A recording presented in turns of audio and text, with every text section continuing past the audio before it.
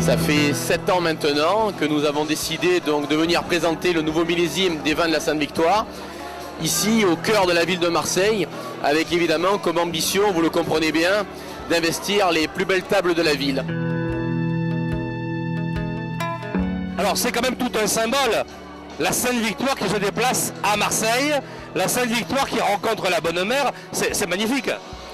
Alors cette association des vignerons de la Sainte-Victoire, que je préside et qui a d'ailleurs été présidée aussi par Guy Négrel qui est à côté de moi, a comme objectif, si vous voulez, à la fois d'assister les vignerons sur le plan administratif et sur le plan technique, mais aussi de préparer leur développement commercial. Et pour ce faire, nous avons jugé indispensable donc de venir ici sur cette ville qui ne cesse de se rénover, de se développer.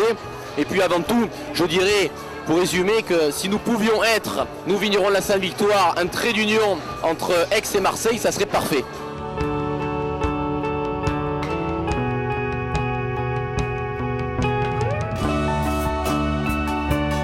Alors nous sommes aujourd'hui 28 adhérents, 24 caves particulières, 4 caves coopératives. Nous représentons à peu près 500 vignerons pour un chiffre d'affaires qui doit tourner autour de 40 millions d'euros. Donc nous représentons un paquet d'emplois et donc à ce titre-là, disons que nous existons et c'est un peu le message que nous passons aussi aux politiques. Aidez-nous, mais c'est ce qui est fait d'ailleurs. Alors c'est aussi une marque qui s'exporte, ça se vend dans le monde entier. Est-ce que votre association a une aide particulière pour aider les vignerons à l'exportation ?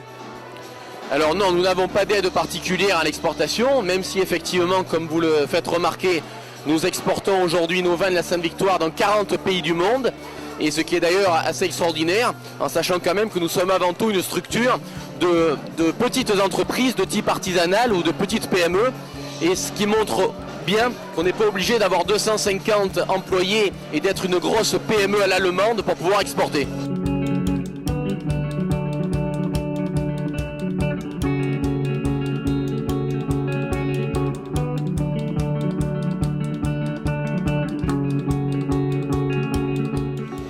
On termine par un mot pour la jeunesse, la formation, l'apprentissage.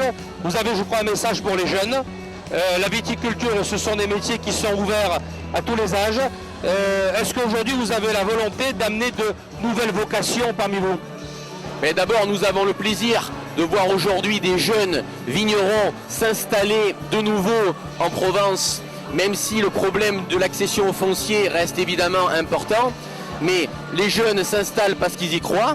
D'autre part, nous avons aussi des postes à pourvoir, un peu à tout niveau, que ce soit au niveau agricole, au niveau donc de chaîne d'embouteillage, nous avons besoin de techniciens spécialisés, ou au niveau commercial, parce que quand on produit du bon vin, il faut quand même finir par le vendre. Olivier Subin, merci. Merci aussi à Guy Négrel de sa présence, le président fondateur, vous-même président aujourd'hui en titre de l'association des vignerons de Sainte-Victoire, ici au Palais du Pharaon, en plein cœur de Marseille. C'est formidable, les Aixois, les Marseillais, et puis finalement tous les Provençaux dans cette fête du vin qui est absolument extraordinaire. Merci à vous deux et bonne soirée.